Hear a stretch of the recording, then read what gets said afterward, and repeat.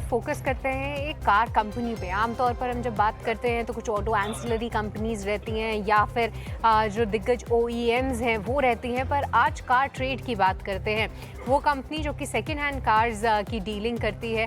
साथ ही साथ कहीं ना कहीं हम देखते हैं कि कार ट्रेड जो है वो कंपनी के ना ही सिर्फ कार्स सेकेंड हैंड आती हैं बल्कि बाइक्स और इन सब के भी उनके जो प्लेटफॉर्म्स आते हुए हम देखते हैं। पर यहाँ पर इंटरेस्टिंग कमेंट्री आई है कंपनी की तरफ से। एक पॉजिटिव है और एक नेगेटिव फैक्टर है। नेगेटिव फैक्टर अगर शुरुआत करें तो JM फाइनेंशियल जो ब्रोकरेज हाउस है उसने इसको डाउनग्रेड किया है, रेटिंग डाउनग्रेड करके बिकवाली की कर दी है। 1910 के टारगेट्स दे रहे हैं।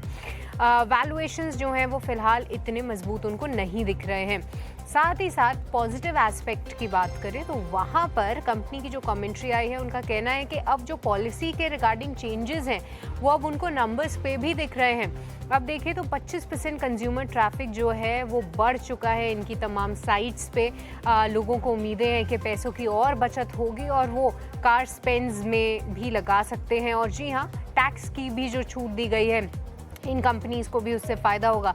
और अब देखिए कार ट्रेड यहाँ पे पहले 13% का फॉल था, बट स्टॉक निचले स्तरों से थोड़ा रिकवर ज़रूर किया है। लगभग 8% अभी भी कमज़ोर है।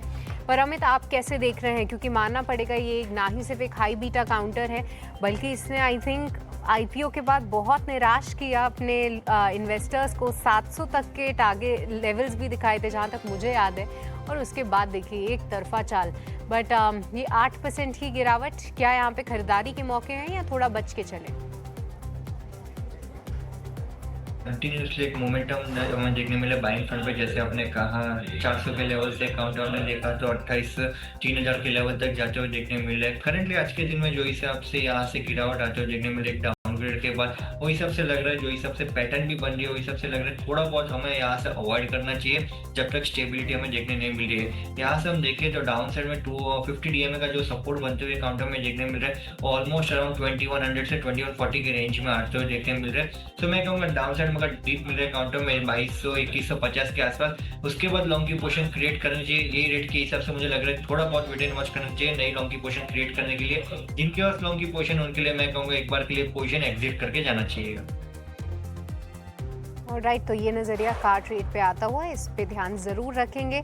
पर चलिए अमित, हमने तो ढेर सारे काउंटर्स की चर्चा की ही, पर अब आपसे भी समझना चाहेंगे। आप बताइए कि आपके नज़र में कौन से स्टॉक्स हैं और कहाँ पर हैं आपकी कॉल्स?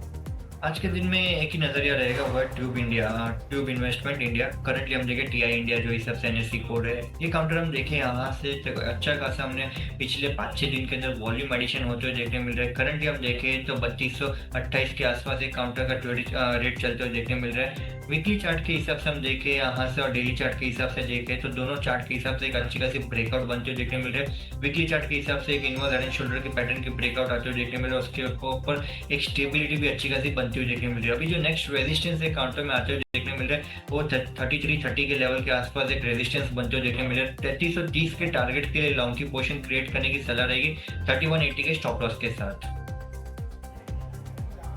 ऑल राइट, तो ये कॉल्स अमित की तरफ से आते हुए इन पर ध्यान ज़रूर रखेंगे। पर चलिए इसी के साथ वक्त तो चला एक छोटे से ब्रेक का, आप कहीं मत जाएगा।